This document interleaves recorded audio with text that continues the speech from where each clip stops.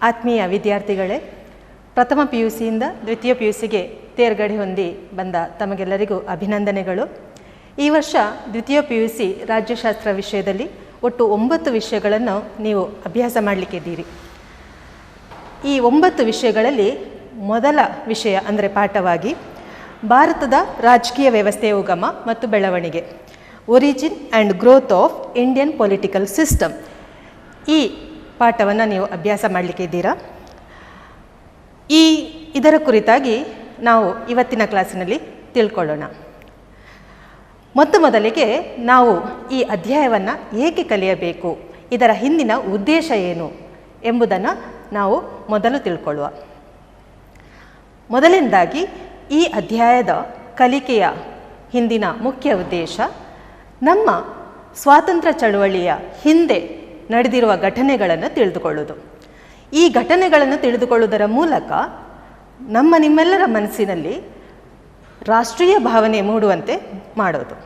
ಇನ್ನು ಈ ಅಧ್ಯಾಯದ ಎರಡನೆಯ ಉದ್ದೇಶ ಏನು ಹೇಳಿದರೆ, ಈ ಅಧ್ಯಾಯದಲ್ಲಿ ನಾವು 2 ಅತಿ ಮುಖ್ಯ ಕಾಯ್ದೆಗಳನ್ನು ಅಭ್ಯಾಸ ಮಾಡಲಿಕ್ಕೆ ಇದ್ದೇವೆ. ಅವುಗಳು ಯಾವುದೆಂದರೆ, ಮೊದಲನೇದಾಗಿ 1935ರ ಭಾರತ ಸರ್ಕಾರ ಕಾಯ್ದೆ, ಮತ್ತೊಂದು 1947ರ ಭಾರತ ಸ್ವಾತಂತ್ರ್ಯ ಕಾಯ್ದೆ. ಈ 2 ಕಾಯ್ದೆಗಳು ಅತ್ಯಂತ ಪ್ರಾಮುಖ್ಯವಾದುದು ಅಂತ ನಾನು ಯಾಕೆ ಹೇಳಿದರೆ, ಜಗತ್ತಿನಲ್ಲೇ ಅತ್ಯಂತ ದೊಡ್ಡದಾದ ಸಂವಿಧಾನ ಎಂಬ ಹೆಗ್ಗಳಿಕೆಗೆ ಪಾತ್ರವಾದ ನಮ್ಮ ಭಾರತ ಸಂವಿಧಾನವು ಈ 2 ಕಾಯ್ದೆಗಳಿಂದ ಆಯ್ದ ಅಂಶಗಳನ್ನು ಬಹುತೇಕ ಒಳಗೊಂಡಿದೆ. ಆದುದರಿಂದ ನಾವು ಈ ಅಧ್ಯಾಯದಲ್ಲಿ ಈ 2 ಕಾಯ್ದೆಗಳನ್ನು ಅಭ್ಯಾಸ ಮಾಡುವುದರಿಂದ ಭಾರತದಲ್ಲಿ ಸಂವಿಧಾನಾತ್ಮಕವಾದ ಬೆಳವಣಿಗೆ ಹೇಗೆ ಆಯಿತು ಅನ್ನೋದನ್ನು ನಾವು ತಿಳ್ಕೊಳ್ಬೋದು. ಇನ್ನು ಈ ಅಧ್ಯಾಯದ 3ನೇ ಉದ್ದೇಶ ನಮ್ಮ ದೇಶದಲ್ಲಿ ರಾಜಕೀಯ ಬೆಳವಣಿಗೆ ಬಗ್ಗೆ ತಿಳಿದುಕೊಳ್ಳುವುದು. ಸ್ವಾತಂತ್ರ್ಯ ಪೂರ್ವದಲ್ಲಿ ರಚನೆಗೊಂಡಂಥ ಮಧ್ಯಂತರ ಸರ್ಕಾರ, ಅಂತೆಯೇ ಸ್ವಾತಂತ್ರ್ಯ ನಂತರ ರಚನೆಗೊಂಡಂಥ ಸಂವಿಧಾನ ಮತ್ತು ಪ್ರಪ್ರಥಮ ಸಾರ್ವತ್ರಿಕ ಚುನಾವಣೆಗಳು, ಇದರ ಬಗ್ಗೆ ನಾವು ತಿಳ್ಕೊಳ್ಬೋದು. ಇನ್ನು ಈ ಅಧ್ಯಾಯದ 4ನೇ ಉದ್ದೇಶ ನಮ್ಮ ಭಾರತ ಸಂವಿಧಾನದ ರಚನೆಯಲ್ಲಿ ರಾಜ್ಯಾಂಗ ಸಮಿತಿಯ ಪಾತ್ರ ಎಂಥದ್ದು, ಅಂದರೆ ಸಂವಿಧಾನ ರಚನಾ ಸಭೆ ನಮ್ಮ ಸಂವಿಧಾನವನ್ನು ರಚನೆ ಮಾಡುವಲ್ಲಿ ಅದು ಮಹತ್ತರವಾದ ಪಾತ್ರವನ್ನು ವಹಿಸ್ತದೆ. ಅದರ ಈ ಪಾತ್ರದ ಬಗ್ಗೆ ನಾವು ಈ ಅಧ್ಯಾಯದಲ್ಲಿ ತಿಳ್ಕೊಳ್ಳಿಕ್ಕೆ ಇದ್ದೇವೆ. ಇನ್ನು ಕೊನೆಯ ಉದ್ದೇಶ, ಈ ಅಧ್ಯಯನವನ್ನು ನಾವು ಯಾಕೆ ಮಾಡಬೇಕು ಅನ್ನೋದು, ಸ್ವಾತಂತ್ರ್ಯ ನಂತರ ಹಲವಾರು ದೇಶೀಯ ಸಂಸ್ಥಾನಗಳಾಗಿ ಹರಿದು ಹಂಚಿ ಹೋಗಿದಂತಹ ಭಾರತದ ರಾಜ್ಯಗಳನ್ನು ಏಕೀಕರಣಗೊಳಿಸುವುದು, ವಿಲೀನೀಕರಣಗೊಳಿಸುವ ಪ್ರಕ್ರಿಯೆಯನ್ನು ನಾವು ಈ ಅಧ್ಯಾಯದಲ್ಲಿ ಅಭ್ಯಾಸ ಮಾಡ್ತೇವೆ. ರಾಜ್ಯಗಳ ಏಕೀಕರಣ ಅಥವಾ ವಿಲೀನೀಕರಣ ಪ್ರಕ್ರಿಯೆ ಅನ್ನೋದು ಸುಲಭದ ಮಾತಾಗಿರಲಿಲ್ಲ. ನಮ್ಮ ದೇಶದ ಉಕ್ಕಿನ ಮನುಷ್ಯ ಅಂತಲೇ ಪ್ರಸಿದ್ಧರಾದ ಸರ್ದಾರ್ ವಲ್ಲಭಭಾಯಿ ಪಟೇಲ್ ಅವರು ಈ ಏಕೀಕರಣ ಕಾರ್ಯದಲ್ಲಿ ಅವರು ವಹಿಸಿದಂಥ ಪಾತ್ರ, ಅವರ ಉಕ್ಕಿನಂತಹ ವ್ಯಕ್ತಿತ್ವ, ಈ ರೀತಿಯ ಒಂದು ಏಕೀಕರಣ ಕಾರ್ಯದಲ್ಲಿ ಅವರು ತೋರಿಸಿದ ಸಾಧನೆ, ಎಲ್ಲ ವಿಷಯಗಳನ್ನು ನಾವು ಈ ಅಧ್ಯಯನದಲ್ಲಿ ತಿಳ್ಕೊಳ್ಬೋದು. ಬ್ರಿಟಿಷರು ಭಾರತಕ್ಕೆ ಸ್ವಾತಂತ್ರ್ಯವನ್ನು ಕೊಟ್ಟು ಹೋದರು. ಆದರೆ ಹಲವಾರು ದೇಶೀಯ ಸಂಸ್ಥಾನಗಳಾಗಿ ಹರಿದು ಹಂಚಿ ಹೋಗಿದ್ದಂತಹ ಈ ರಾಜ್ಯಗಳನ್ನು ವಿಲೀನೀಕರಣಗೊಳಿಸುವ ಪ್ರಕ್ರಿಯೆ ಎಷ್ಟು ಕಷ್ಟವಾಗಿತ್ತು ಅನ್ನೋದನ್ನು ನಾವು ಈ ಅಧ್ಯಾಯದಲ್ಲಿ ವಿವರವಾಗಿ ತಿಳ್ಕೊಳ್ತೇವೆ. ರಾಜ್ಯಗಳ ವಿಲೀನೀಕರಣ ಪ್ರಕ್ರಿಯೆ ಅಡಿಯಲ್ಲಿ. ವಿದ್ಯಾರ್ಥಿಗಳೇ, ಇವಿಷ್ಟು ಈ ಮೊದಲ ಅಧ್ಯಾಯದ ಕಲಿಕೆಯ ಹಿಂದಿರುವ ಉದ್ದೇಶಗಳು.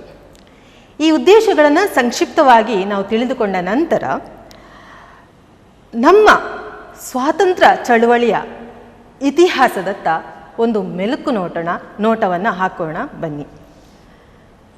ವಿದ್ಯಾರ್ಥಿಗಳೇ, ಪ್ರಪಂಚದ ನಾನಾ ಭಾಗಗಳಲ್ಲಿ ಬೇರೆ ಬೇರೆ ದೇಶಗಳು ತಮ್ಮ ಸ್ವಾತಂತ್ರ್ಯಕ್ಕಾಗಿ ಚಳುವಳಿಯನ್ನು ನಡೆಸಿದ್ದನ್ನು ನಾವು ತಿಳ್ಕೊಂಡಿದ್ದೇವೆ. ಆದರೆ ನಮ್ಮ ದೇಶದ ಸ್ವಾತಂತ್ರ್ಯ ಚಳುವಳಿ ಅನ್ನುವಂಥದ್ದು ಒಂದು ವಿಭಿನ್ನವಾದಂಥ ಸ್ವಾತಂತ್ರ್ಯ ಚಳುವಳಿಯಾಗಿತ್ತು. ಯಾಕೆ ವಿಭಿನ್ನ ಹೇಳಿದರೆ, ನಮ್ಮ ದೇಶದ ಸ್ವಾತಂತ್ರ್ಯ ಚಳುವಳಿ ಅದೊಂದು ದೊಡ್ಡ ಮಟ್ಟದ ಜನಾಂದೋಲನವಾಗಿತ್ತು. ಗಾಂಧೀಜಿಯವರ ಸತ್ಯ ಅಹಿಂಸೆಯ ದಾರಿಯಲ್ಲಿ ಹೋಗಿ ನಡೆದು ಮಾಡಿದಂತಹ ಇದು ಸ್ವಾತಂತ್ರ್ಯ ಚಳವಳಿಯಾಗಿತ್ತು. ಮಹಾತ್ಮ ಗಾಂಧೀಜಿ, ಸುಭಾಷ್ ಚಂದ್ರ ಬೋಸ್, ಭಗತ್ ಸಿಂಗ್, ಲಾಲಾ ಲಜಪತ್ ರಾಯ್ ಇಂಥ ಹಲವಾರು ಧೀಮಂತ ನಾಯಕರು ಭಾರತೀಯರಲ್ಲಿ ರಾಜಕೀಯ ಪ್ರಜ್ಞೆಯನ್ನು ಮೂಡಿಸಿ ಅವರ ಉದಾತ್ತ ಮೌಲ್ಯಗಳಿಂದ ಭಾರತೀಯರಲ್ಲಿ ರಾಜಕೀಯ ಪ್ರಜ್ಞೆಗಳನ್ನು ಮೂಡಿಸಿ ಭಾರತದ ಸ್ವಾತಂತ್ರ್ಯ ಚಳವಳಿಯಲ್ಲಿ ಅವರೆಲ್ಲರೂ ಪಾಲ್ಗೊಳ್ಳುವಂತೆ ಪ್ರೇರಣೆಯನ್ನು ನೀಡ್ತಾರೆ. ಈ ಸ್ವಾತಂತ್ರ್ಯ ಹೋರಾಟಗಾರರ ಉದಾತ್ತ ಧ್ಯೇಯಗಳನ್ನು ಮುಂದಕ್ಕೆ ನಮ್ಮ ಸಂವಿಧಾನ, ಸರಕಾರ, ರಾಜಕೀಯ ಪಕ್ಷಗಳು ಅವುಗಳ ಸಿದ್ಧಾಂತಗಳಲ್ಲಿ ಅಳವಡಿಸಿಕೊಳ್ಳಲಾಯಿತು. ಜನತಾ ಸಾರ್ವಭೌಮತೆ, ನಾಗರಿಕ ಸ್ವಾತಂತ್ರ್ಯ, ಜಾತ್ಯತೀತತೆ ಇವೇ ಮುಂತಾದವುಗಳು ನಮ್ಮ ದೇಶದ ಸ್ವಾತಂತ್ರ್ಯ ಚಳವಳಿಯ ಪ್ರಮುಖ ನೆಲೆಗಟ್ಟುಗಳಾಗಿದ್ದವು. ಈ ಪ್ರಮುಖ ನೆಲೆಗಟ್ಟುಗಳನ್ನು ನಾವು ಇಂದಿಗೂ ನಮ್ಮ ಸಂವಿಧಾನದಲ್ಲಿ ಅಳವಡಿಸಿಕೊಂಡಿದ್ದೇವೆ. ನಮ್ಮ ಸಂವಿಧಾನವು ಎಲ್ಲ ಉದಾತ್ತ ಮೌಲ್ಯಗಳನ್ನು ಅಳವಡಿಸಿಕೊಂಡಿರುವುದು ನಮ್ಮ ಸಂವಿಧಾನದ ಒಂದು ಶ್ರೇಷ್ಠತೆಗೆ ಒಂದು ಪ್ರತೀಕವಾಗಿದೆ. ವಿದ್ಯಾರ್ಥಿಗಳೇ, ಆಗಸ್ಟ್ 5, 1947 ಬ್ರಿಟಿಷರ ದಾಸ್ಯದಿಂದ ಭಾರತಕ್ಕೆ ಮುಕ್ತಿ ಸಿಕ್ಕಿತು ಅನ್ನುವ ಸಂಭ್ರಮ ಒಂದು ಕಡೆಯಾದರೆ, ದೇಶ ವಿಭಜನೆ ಆಯಿತು, ಸ್ವಾತಂತ್ರ್ಯದೊಂದಿಗೆ ದೇಶ ವಿಭಜನೆ ಆಯಿತು ಅನ್ನುವ ದುಃಖ ಇನ್ನೊಂದು ಕಡೆ. ದೇಶ ವಿಭಜನೆಯಾದಾಗ ದೇಶ ಹಲವಾರು ಸಮಸ್ಯೆಗಳನ್ನು, ಭಾರತ ಹಲವಾರು ಸಮಸ್ಯೆಗಳನ್ನು ಎದುರಿಸಿತ್ತು. ಬೇರೆ ಬೇರೆ ರೀತಿಯ ಸಮಸ್ಯೆಗಳು ಉದ್ಭವಿಸಿದವು. ಆ ಸಮಸ್ಯೆಗಳಲ್ಲಿ ಪ್ರಮುಖ ಸಮಸ್ಯೆಯಾಗಿತ್ತು ಜನರ ವಲಸೆ ಸಮಸ್ಯೆ. ಯಾಕೆಂದರೆ ದೇಶ ವಿಭಜನೆ ಆದಾಗ ಒಂದಷ್ಟು ಜನರು ಭಾರತದಲ್ಲೇ ಇರಲಿಕ್ಕೆ ಬಯಸಿದರು, ಇನ್ನೊಂದಷ್ಟು ಜನರು ಪಾಕಿಸ್ತಾನವನ್ನು ಸೇರಲಿಕ್ಕೆ ಬಯಸಿದರು. ಇದರಿಂದ ಏನಾಯಿತು ಹೇಳಿದ್ರೆ, ಗಡಿ ಪ್ರದೇಶಗಳಲ್ಲಿ ಕೋಮು ಗಲಭೆಗಳು, ಹಿಂಸಾಚಾರಗಳು ಹೆಚ್ಚು ಆದವು.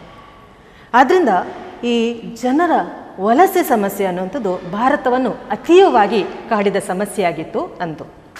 ಇನ್ನು ಆರ್ಥಿಕವಾಗಿ ಕೂಡ ಭಾರತ ಸಮಸ್ಯೆಗಳನ್ನು ಎದುರಿಸಿತ್ತು. ಆರ್ಥಿಕವಾಗಿ ಕೃಷಿ ರಂಗ, ಕೈಗಾರಿಕಾ ರಂಗಗಳು ತಮ್ಮ ಕಾರ್ಯಾಚರಣೆಗಳನ್ನು ಸ್ಥಗಿತಗೊಳಿಸ್ತವೆ. ಇದರಿಂದಾಗಿ ಭಾರತಕ್ಕೆ ಆರ್ಥಿಕ ಹಿನ್ನಡೆ ಆಗ್ತದೆ. ಬಡತನ, ಆರೋಗ್ಯದಂಥ ಸಮಸ್ಯೆಗಳು ಉದ್ಭವಿಸ್ತದೆ. ಇಷ್ಟು ಮಾತ್ರ ಅಲ್ಲದೆ ದೇಶ ವಿಭಜನೆಯಿಂದಾಗಿ ಹೊಸ ಸಮಸ್ಯೆಗಳು ಹುಟ್ಟಿಕೊಳ್ತವೆ. ಈ ಹೊಸ ಸಮಸ್ಯೆಗಳಿಂದ ಜರ್ಜರಿತವಾದಂತಹ ಭಾರತ ದೇಶವನ್ನು ಸಮರ್ಪಕವಾಗಿ ಮುನ್ನಡೆಸುವ ಒಂದು ಕಾನೂನಿನ ಅವಶ್ಯಕತೆ ತಲೆದೋರಿತು. ಈ ಕಾನೂನನ್ನು ಮಾಡುವಂತಹ ಒಂದು ಸರ್ಕಾರ, ಒಂದು ಸಂವಿಧಾನದ ಅವಶ್ಯಕತೆ ಭಾರತದ ಎದುರು ಬಂದು ನಿಂತಿತು. ಇಂತಹ ಪರಿಸ್ಥಿತಿಯಲ್ಲಿ ಭಾರತ ತುರ್ತಾಗಿ ನಿರ್ವಹಿಸಲೇಬೇಕಾದಂತಹ ಜವಾಬ್ದಾರಿಗಳು ಕೆಲವಿದ್ದವು. ಅವುಗಳೇನೆಂದರೆ, ಒಂದು, ಹರಿದು ಹಂಚಿ ಹೋಗಿದ್ದಂತಹ ಭಾರತವನ್ನು ಭೌಗೋಳಿಕವಾಗಿ ಮತ್ತು ಆಡಳಿತಾತ್ಮಕವಾಗಿ ಒಗ್ಗೂಡಿಸಿತು. ಇನ್ನು ಎರಡನೆಯ ತುರ್ತು ಕಾರ್ಯ ಸಂವಿಧಾನವನ್ನು ರಚಿಸುವುದು ಮತ್ತು ಪ್ರಜಾಸತ್ತಾತ್ಮಕ ಪ್ರಾತಿನಿಧಿಕ ಪ್ರಜಾಪ್ರಭುತ್ವದ ನಿರ್ಮಾಣವನ್ನು ಮಾಡೋದು. ಇನ್ನು ಮೂರನೆಯದಾಗಿ ರಾಷ್ಟ್ರ ನಿರ್ಮಾಣ ಪ್ರಕ್ರಿಯೆಗೆ ಚಾಲನೆಯನ್ನು ನೀಡೋದು. ವಿದ್ಯಾರ್ಥಿಗಳೇ, ಇನ್ನು ಸ್ವಲ್ಪ ನಾವು ಭಾರತದಲ್ಲಿ ಬ್ರಿಟಿಷರು ಯಾವ ರೀತಿ ಅಧಿಕಾರ ಸ್ಥಾಪನೆ ಮಾಡ್ತಾರೆ ಎಂಬುದರ ಬಗ್ಗೆ ಸಂಕ್ಷಿಪ್ತವಾಗಿ ತಿಳ್ಕೊಳ್ಳುವ. ವಿದ್ಯಾರ್ಥಿಗಳೇ, ನೀವು ತಿಳ್ಕೊಂಡ ಪ್ರಕಾರ ಕ್ರಿಸ್ತಶಕ 1600 British East India company British ಸರ್ಕಾರದ ಅನುಮತಿಯನ್ನು ಪಡ್ಕೊಂಡು, ರಾಯಲ್ ಚಾರ್ಟರ್ ಅಂತ ಹೇಳ್ತಾರೆ ಇದಕ್ಕೆ, ಅನುಮತಿಯನ್ನು ಪಡ್ಕೊಂಡು ಭಾರತಕ್ಕೆ ವ್ಯಾಪಾರಕ್ಕೆಂದು ಬಂದು ಭಾರತದಲ್ಲಿ ವ್ಯಾಪಾರ ಕೇಂದ್ರಗಳನ್ನು ತೆರೀತದೆ. ಅಲ್ಲಿಂದ ಮುಂದೆ 1757 ನಡೆದ ಪ್ಲಾಸಿ ಕದನದಲ್ಲಿ ಬಂಗಾಳದ ನವಾಬನನ್ನು ಸೋಲಿಸಿ ಬಂಗಾಳದಲ್ಲಿ ಕಂದಾಯ ವಸೂಲಾತಿಯ ಅಧಿಕಾರವನ್ನು ಬಳಸಿಕೊಂಡು ಭಾರತದ ಬೇರೆ ಬೇರೆ ಪ್ರದೇಶಗಳಲ್ಲಿ, ಬೇರೆ ಬೇರೆ ಭಾಗಗಳಲ್ಲಿ ರಾಜಕೀಯವಾಗಿ, ಆಡಳಿತಾತ್ಮಕವಾಗಿ ಅಧಿಕಾರ ಚಲಾವಣೆಯನ್ನು ಮಾಡ್ತದೆ. ಹೀಗೆ 1757 1858 ಈಸ್ಟ್ ಇಂಡಿಯಾ ಕಂಪೆನಿ ಭಾರತದಲ್ಲಿ ಅಧಿಕಾರ ಚಲಾವಣೆಯನ್ನು ಮಾಡ್ತದೆ. 1757ರಿಂದ 1858ರವರೆಗೆ ಈಸ್ಟ್ ಇಂಡಿಯಾ ಕಂಪನಿ ಭಾರತದಲ್ಲಿ ಅಧಿಕಾರ ಸ್ಥಾಪನೆ ಮಾಡ್ತದೆ.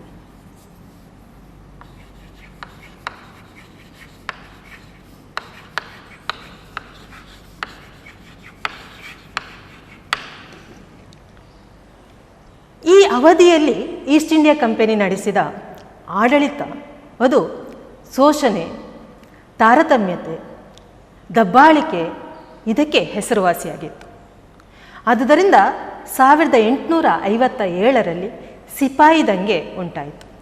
ಈ ಸಿಪಾಯಿ ದಂಗೆ ಅನ್ನೋದು ಬ್ರಿಟಿಷ್ ಈಸ್ಟ್ ಇಂಡಿಯಾ ಕಂಪನಿಯು ಭಾರತದಲ್ಲಿ ನಡೆಸಿದ ದಬ್ಬಾಳಿಕೆಯ ಆಡಳಿತದ ವಿರುದ್ಧ ಭಾರತೀಯರ ಅಸಮಾಧಾನದ ಪರಿಣಾಮ ಅಂತ ಹೇಳಿದರೆ ತಪ್ಪಿಲ್ಲ. ಭಾರತೀಯ ಇತಿಹಾಸಕಾರರು ಈ ಸಿಪಾಯಿ ದಂಗೆಯನ್ನು ಭಾರತದ ಪ್ರಥಮ ಸ್ವಾತಂತ್ರ್ಯ ಸಂಗ್ರಾಮ ಅಂತಲೇ ಕರೆದರು. ಯಾಕೆ ಹೇಳಿದರೆ ಈ ಸಿಪಾಯಿ ದಂಗೆ ಸಂದರ್ಭ ಉಂಟಾದಂತಹ ಒಂದು ಜನಾಂದೋಲನ ಅನ್ನೋದು ಇದು ಭಾರತದಲ್ಲಿ ಪ್ರಪ್ರಥಮ ಬ್ರಿಟಿಷರ ವಿರುದ್ಧ ನಡೆದ ಪ್ರಪ್ರಥಮ ಒಂದು ಜನಾಂದೋಲನವಾಗಿತ್ತು. ಭಾರತೀಯರೆಲ್ಲ ಒಟ್ಟು ಸೇರಿ ನಡೆಸಿದ ಚಳವಳಿ ಇದಾಗಿತ್ತು. ಆದ್ದರಿಂದ ಇದನ್ನು ಭಾರತದ ಪ್ರಥಮ ಸ್ವಾತಂತ್ರ್ಯ ಸಂಗ್ರಾಮ ಅಂತಲೇ ಕರೆಯಲಾಯಿತು. ಹೀಗೆ 1857ರಲ್ಲಿ ನಡೆದ ಸಿಪಾಯಿ ದಂಗೆಯ ನಂತರ ಬ್ರಿಟಿಷ್ ಈಸ್ಟ್ ಇಂಡಿಯಾ ಕಂಪನಿ ಭಾರತದಲ್ಲಿ ಅಧಿಕಾರವನ್ನು ಕಳೆದುಕೊಳ್ತದೆ. ಬ್ರಿಟಿಷ್ ಈಸ್ಟ್ ಇಂಡಿಯಾ ಕಂಪನಿಗೆ ಭಾರತದ ಆಡಳಿತವನ್ನು ನಡೆಸಲು ಕಷ್ಟ ಆಗ್ತದೆ ಅಂತ ಯಾವಾಗ ಬ್ರಿಟಿಷ್ ರಾಣಿಗೆ ಅನಿಸ್ತದೋ ಆವಾಗ ಈಸ್ಟ್ ಇಂಡಿಯಾ ಕಂಪನಿಯ ಅಧಿಕಾರವನ್ನು ತಾನು ಅಂದರೆ ಬ್ರಿಟಿಷ್ ಸರ್ಕಾರ ನೇರವಾಗಿ ಪಡೆದುಕೊಳ್ಳಿಕ್ಕೆ ನೋಡ್ತದೆ.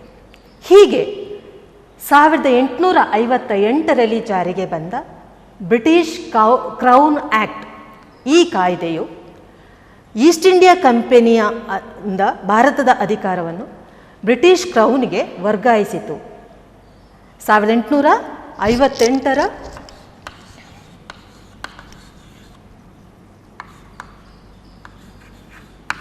British crown act. ಒಂದು ಅಂಕಕ್ಕೆ ನಿಮಗೆ ಪ್ರಶ್ನೆಯನ್ನು ಕೇಳಲಾಗ್ತದೆ, ಯಾವ ಕಾಯ್ದೆಯು ಭಾರತದ ಅಧಿಕಾರವನ್ನು ಈಸ್ಟ್ ಇಂಡಿಯಾ ಕಂಪನಿಯಿಂದ ಕ್ರೌನ್ಗೆ ವರ್ಗಾಯಿಸಿತು? ಅದಕ್ಕೆ ಉತ್ತರ 1858ರ ಬ್ರಿಟಿಷ್ ಕ್ರೌನ್ ಆ್ಯಕ್ಟ್. 1858ರಿಂದ ಬ್ರಿಟಿಷ್ ಸರ್ಕಾರ ನೇರವಾಗಿ ಭಾರತದಲ್ಲಿ ಆಡಳಿತ ಚಲಾವಣೆಯನ್ನು ಮಾಡಲಿಕ್ಕೆ ಪ್ರಾರಂಭಿಸ್ತದೆ.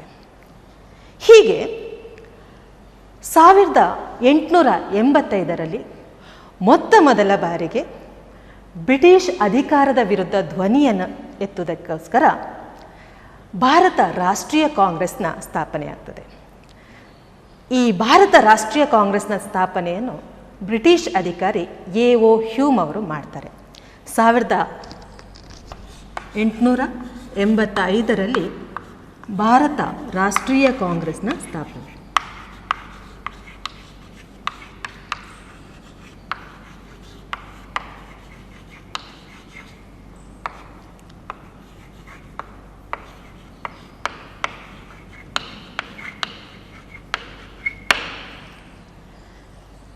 ಈ ಒಂದು ನಾವು INC ಅಂತ ಕರಿತೇವೆ, ಇಂಡಿಯನ್ ನ್ಯಾಷನಲ್ ಕಾಂಗ್ರೆಸ್, ಭಾರತ ರಾಷ್ಟ್ರೀಯ ಕಾಂಗ್ರೆಸ್. ಇದರ ಸ್ಥಾಪನೆಯ ಹಿಂದಿದ್ದ ಮುಖ್ಯ ಉದ್ದೇಶ ಆಗಿತ್ತು ಬ್ರಿಟಿಷರಿಂದ ಭಾರತೀಯರ ಬೇಡಿಕೆಗಳನ್ನು ಈಡೇರಿಸಿಕೊಳ್ಳುವುದು. ವಿದ್ಯಾರ್ಥಿಗಳೇ, ತಾವೊಂದು ವಿಷಯವನ್ನು ಇಲ್ಲಿ ನೆನಪಿಟ್ಟುಕೊಳ್ಬೇಕು. ಈ ಭಾರತ ರಾಷ್ಟ್ರೀಯ ಕಾಂಗ್ರೆಸ್ ತಾನು ಸ್ಥಾಪನೆಯಾದ ಆರಂಭದ ದಿನಗಳಿಂದ ಹಿಡಿದು ಭಾರತಕ್ಕೆ ಸ್ವಾತಂತ್ರ್ಯ ಸಿಗುವವರೆಗೂ ಒಂದು ರಾಜಕೀಯ ಪಕ್ಷಕ್ಕಿಂತ ಭಿನ್ನವಾಗಿ ಒಂದು ಬ್ರಿಟಿಷರಿಂದ ತಮ್ಮ ಬೇಡಿಕೆಗಳನ್ನು ಈಡೇರಿಸಿಕೊಳ್ಳುವ ಒಂದು ಒತ್ತಡ ಗುಂಪಾಗಿ ಕಾರ್ಯನಿರ್ವಹಿಸ್ತದೆ. ಸ್ವಾತಂತ್ರ್ಯ ನಂತರವೇ ಇದು ಒಂದು ಪೂರ್ಣ ಪ್ರಮಾಣದ ರಾಜಕೀಯ ಪಕ್ಷವಾಗಿ ಚುನಾವಣೆಯಲ್ಲಿ ಸ್ಪರ್ಧಿಸ್ತದೆ, ಬಹುಮತವನ್ನು ಪಡೆಯುತ್ತದೆ ಮತ್ತು ಅಧಿಕಾರ ಸ್ಥಾಪನೆ ಮಾಡ್ತದೆ. ಹೀಗೆ ಭಾರತ ರಾಷ್ಟ್ರೀಯ ಕಾಂಗ್ರೆಸ್ ಮುಂದಿಡ್ತಾ ಇದ್ದಂತಹ ಬೇಡಿಕೆಗಳನ್ನು ಈಡೇರಿಸಲು ಬ್ರಿಟಿಷ್ ಸರ್ಕಾರ ಬೇರೆ ಬೇರೆ ರೀತಿಯ ಕಾಯ್ದೆಗಳನ್ನು ಅನುಷ್ಠಾನಕ್ಕೆ ತರ್ತದೆ. ಆ ರೀತಿಯ ಕಾಯ್ದೆಗಳಲ್ಲಿ ಪ್ರಮುಖವಾದ ಕಾಯ್ದೆಗಳು ಅಂದರೆ ಒಂದು 1909 ಮಿಂಟೋ ಮಾರ್ಲೆ ಸುಧಾರಣೆ.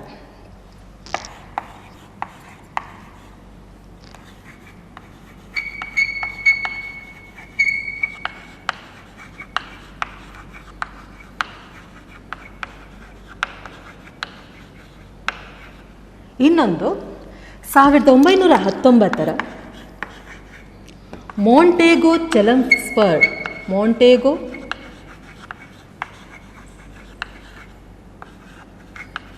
ಚಲಮ್ಸ್ಫರ್ಡ್ ವರದಿ. ಮತ್ತೆರಡು ಅತಿ ಪ್ರಮುಖ ಕಾಯ್ದೆಗಳು. ಈಗಾಗಲೇ ನಾವು ಈ ಕಾಯ್ದೆಗಳ ಪ್ರಾಮುಖ್ಯತೆ ಬಗ್ಗೆ ಹೇಳಿದ್ದೇವೆ. 1935 ಭಾರತ ಸರ್ಕಾರ ಕಾಯ್ದೆ,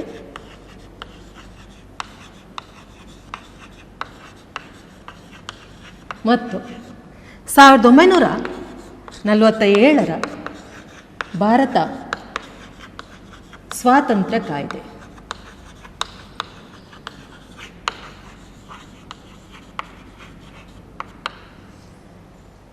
ಈ ಕಾಯ್ದೆಗಳನ್ನು ಅನುಷ್ಠಾನಕ್ಕೆ ತರುವುದರ ಮೂಲಕ ಬ್ರಿಟಿಷ್ ಸರ್ಕಾರ ಭಾರತೀಯರ ಬೇಡಿಕೆಗಳನ್ನು ಈಡೇರಿಸುವ ಪ್ರಯತ್ನವನ್ನು ಭಾರತದಲ್ಲಿ ಮಾಡ್ತದೆ. ಇದರಲ್ಲಿ 1909 ಮಿಂಟೋ ಮಾರ್ಲೆ ಸುಧಾರಣೆ ಇದು ಭಾರತೀಯರಿಗೆ ಆಡಳಿತದಲ್ಲಿ ಪಾಲ್ಗೊಳ್ಳುವ ಅವಕಾಶವನ್ನು ಮಾಡಿಕೊಡ್ತದೆ. ಮಾತ್ರವಲ್ಲ, ಪ್ರಥಮ ಬಾರಿಗೆ ಮುಸ್ಲಿಂ ಸಮುದಾಯಕ್ಕೆ ಪ್ರತ್ಯೇಕ ಮತದಾರ ವರ್ಗವನ್ನು ಕಲ್ಪಿಸುವ ಗುರಿಯನ್ನು ಹೊಂದಿತ್ತು ಈ ಕಾಯ್ದೆ. ಇನ್ನು 1919 ಕಾಯ್ದೆ ಇದು ಭಾರತದಲ್ಲಿ ಜವಾಬ್ದಾರಿಯುತ ಸರ್ಕಾರವನ್ನು ಸ್ಥಾಪಿಸುವ ಉದ್ದೇಶವನ್ನು ಹೊಂದಿತ್ತು. ಅದಕ್ಕೋಸ್ಕರ ಬ್ರಿಟಿಷ್ ಪ್ರಾಂತ್ಯಗಳಲ್ಲಿ ಡಯಾರ್ಕಿ ಅಂದರೆ ದ್ವಿಸರ್ಕಾರ ಪದ್ಧತಿಯನ್ನು ಜಾರಿಗೊಳಿಸಿತು. ಈ ಡಯಾರ್ಕಿ ಅಥವಾ ದ್ವಿಸರ್ಕಾರ ಪದ್ಧತಿ ಅಂದರೆ ಪ್ರಾಂತ್ಯಗಳಲ್ಲಿ ಇರುವ ವಿಷಯಗಳನ್ನು ಮೀಸಲು ವಿಷಯಗಳು ಮತ್ತು ವರ್ಗಾಯಿತ ವಿಷಯಗಳು ಅಂತ ವರ್ಗೀಕರಿಸಿಕೊಂಡು, ಮೀಸಲು ವಿಷಯಗಳು ಅಂದರೆ ಬಹುಮುಖ್ಯ ಆಡಳಿತ ವಿಷಯಗಳು ಅಂದರೆ ಪೊಲೀಸು, ಕಂದಾಯ ಇಂತಹ ವಿಷಯಗಳಲ್ಲಿ ಗವರ್ನರ್ ಜನರಲ್ ಅಧಿಕಾರ ಚಲಾವಣೆಯನ್ನು ಮಾಡೋದು.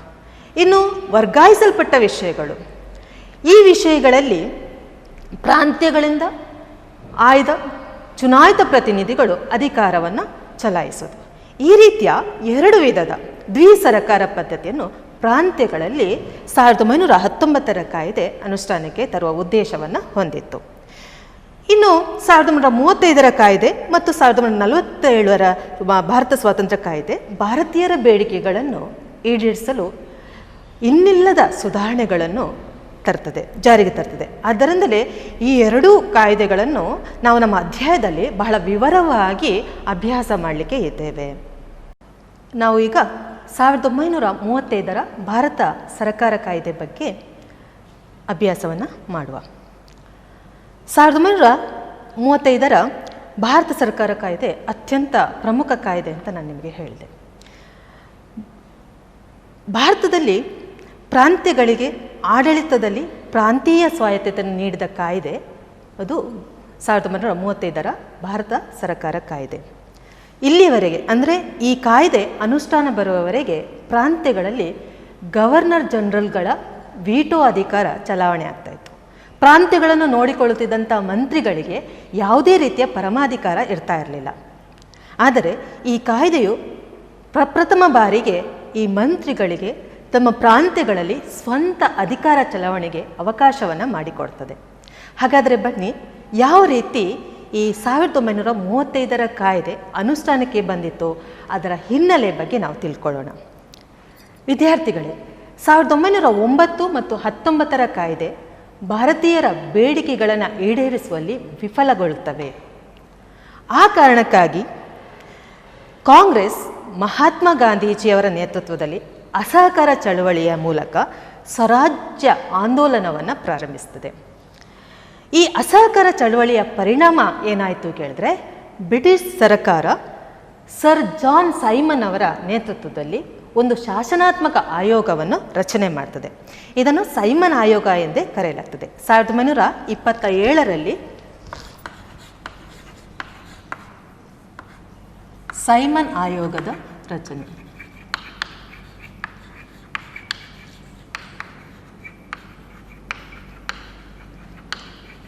1927ರಲ್ಲಿ ಸೈಮನ್ ಆಯೋಗವನ್ನು ಬ್ರಿಟಿಷ್ ಸರ್ಕಾರ ರಚನೆ ಮಾಡುತ್ತೆ.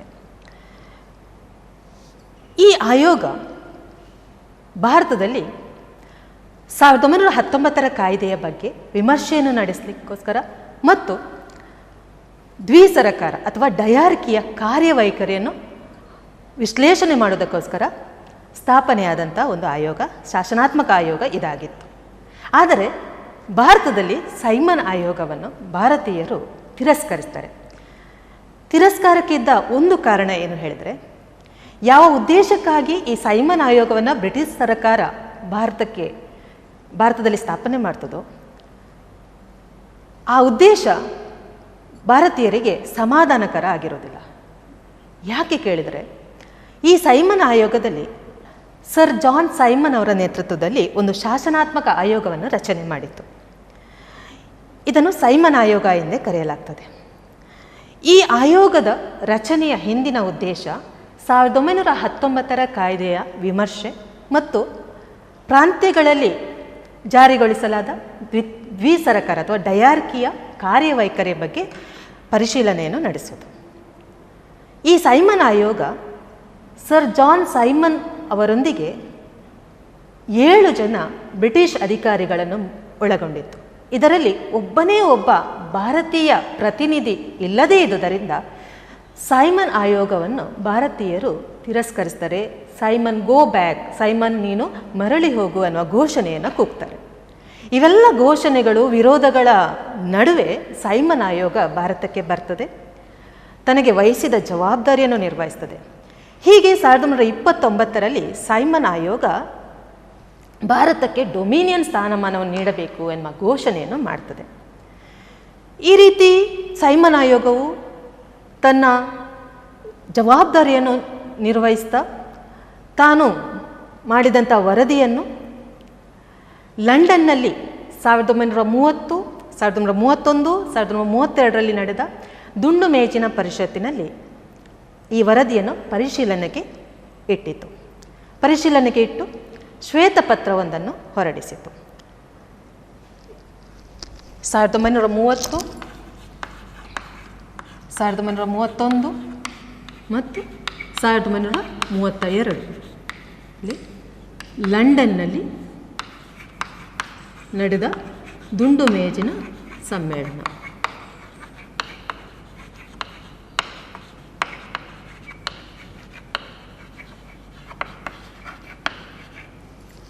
ಒಂದು ಅಂಕಕ್ಕೆ ಪ್ರಶ್ನೆ ಬರ್ತದೆ, ಎಲ್ಲಿ ಮತ್ತು ಯಾವಾಗ ದುಂಡು ಮೇಜಿನ ಸಮ್ಮೇಳನಗಳು ನಡೆದವು? ಅದಕ್ಕೆ ಉತ್ತರವಾಗಿ 1930, 1931, 1932 ಲಂಡನ್ನಲ್ಲಿ ದುಂಡು ಮೇಜಿನ ಸಮ್ಮೇಳನಗಳು ನಡೆಯಿತು. ಈ ಸಮ್ಮೇಳನಗಳಲ್ಲಿ ಹೊರಡಿಸಿದ ಶ್ವೇತಪತ್ರದಲ್ಲಿ ಈ ಕೆಳಗಿನ ಮುಖ್ಯಾಂಶಗಳು ಇದ್ದವು. ಒಂದು ಏನು ಹೇಳಿದರೆ, ದುರ್ಬಲ ವರ್ಗದವರಿಗೆ ಶಿಕ್ಷಣದ ಸೌಲಭ್ಯಗಳು. ಎರಡನೆಯ ಮುಖ್ಯಾಂಶ ಸಾರ್ವತ್ರಿಕ ವಯಸ್ಕ ಮತದಾನ ಪದ್ಧತಿ. ಮೂರನೇದಾಗಿ ಸಾಮಾಜಿಕ ಬಹಿಷ್ಕಾರ ನಿಷೇಧ. ನಾಲ್ಕನೇದು ಕೋಮು ಪ್ರಾತಿನಿಧ್ಯ ಮತ್ತು ಕೊನೆಯದಾಗಿ ಅಸ್ಪೃಶ್ಯರಿಗೆ ಪ್ರತ್ಯೇಕ ಮತಾಧಿಕಾರ. ಈ ಎಲ್ಲ ಮುಖ್ಯಾಂಶಗಳಲ್ಲಿ ಕೊನೆಯ ಮುಖ್ಯಾಂಶ ಅಸ್ಪೃಶ್ಯರಿಗೆ ಪ್ರತ್ಯೇಕ ಮತಾಧಿಕಾರ, ಇದನ್ನು ವಿರೋಧಿಸಿಕೊಂಡು ಗಾಂಧೀಜಿಯವರು ಅಮರಣಾಂತ ಉಪವಾಸ ಸತ್ಯಾಗ್ರಹವನ್ನು ಮಾಡ್ತಾರೆ. ಗಾಂಧೀಜಿಯವರಿಗೆ ಈ ಅಸ್ಪೃಶ್ಯರಿಗೆ ಪ್ರತ್ಯೇಕ ಮತಾಧಿಕಾರ ನೀಡೋದು ಸರಿ ಕಾಣೋದಿಲ್ಲ. ಯಾಕೆಂದರೆ ಇದು ಭಾರತೀಯರ ಒಗ್ಗಟ್ಟಿಗೆ ಒಂದು ಧಕ್ಕೆ ತರುವಂಥ ವಿಷಯ ಆಗಿರೋದ್ರಿಂದ ಇದನ್ನು ಗಾಂಧೀಜಿಯವರು ವಿರೋಧಿಸ್ತಾರೆ ಮತ್ತು ಅಮರನಾಥ ಸತ್ಯಾಗ್ರಹವನ್ನು ಪ್ರಾರಂಭಿಸ್ತಾರೆ. ಈಗ ಕಾಂಗ್ರೆಸ್ ನಾಯಕರು ಗಾಂಧೀಜಿಯವರ ಹತ್ರ ಹೋಗಿ ಸತ್ಯಾಗ್ರಹವನ್ನು ಕೈ ಬಿಡಬೇಕು ಅನ್ನುವ ಮಾತುಕತೆಯನ್ನು ನಡೆಸ್ತಾರೆ. ಕೊನೆಯಲ್ಲಿ ಗಾಂಧೀಜಿಯವರು 1932 ಸೆಪ್ಟೆಂಬರ್ 24, 1932 ಸೆಪ್ಟೆಂಬರ್ 4 ರಂದು ಗಾಂಧೀಜಿ ಮತ್ತು ಅಂಬೇಡ್ಕರ್ ಮಧ್ಯೆ ಒಂದು ಒಪ್ಪಂದಕ್ಕೆ ಬರಲಾಯಿತು.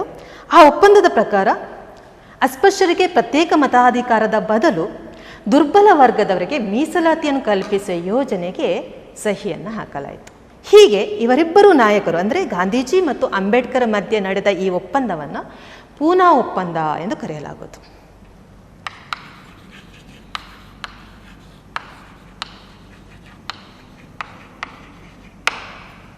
ಅಂಬೇಡ್ಕರ್ ಮತ್ತು ಗಾಂಧೀಜಿಯ ಮಧ್ಯೆ ನಡೆದ ಪೂನಾ ಒಪ್ಪಂದ 1932 ಸೆಪ್ಟೆಂಬರ್ 24ರಂದು.